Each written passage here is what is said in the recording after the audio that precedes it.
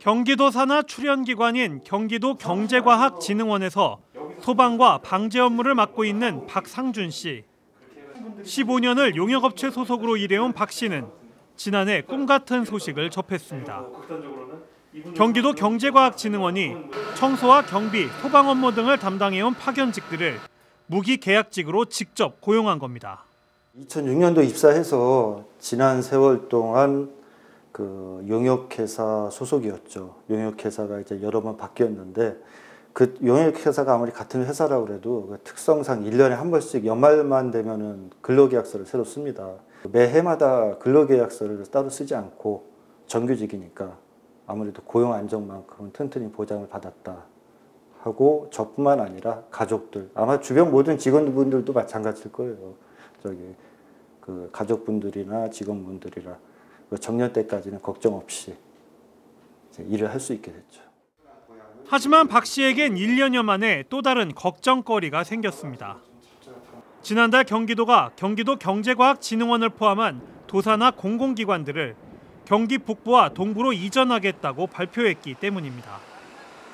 현재 수원에 있는 경기도 경제과학진흥원은 양주와 파주, 연천 등이 유치 의사를 밝히고 있습니다.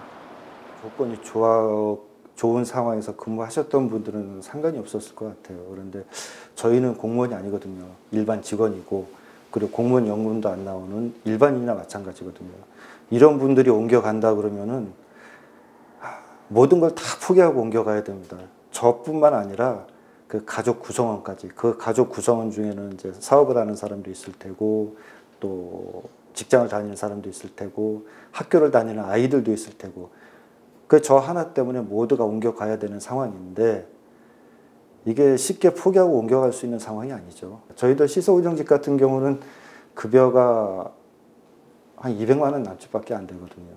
거기서 생활 숙식 따로 하고 혹은 뭐 왕복 출퇴근을 한다고 해도 뭐 차비며 기름값이며 불가능하죠. 옮겨가는 게. 지난해 무기계약직으로 전환된 경기도 경제과학진흥원 소속 직원들은 250여 명.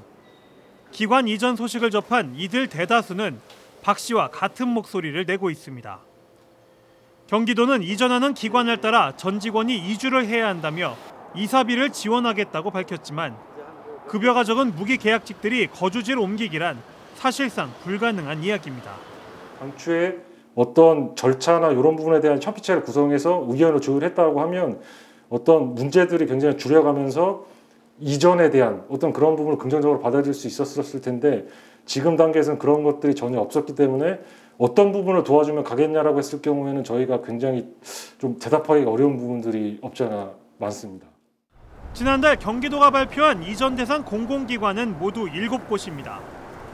여기에 속한 무기계약직들에 대한 대책 없이 이주가 진행된다면 집단 해고로까지 이어질 수 있다는 우려가 나오고 있습니다. BTV 뉴스 이재호입니다.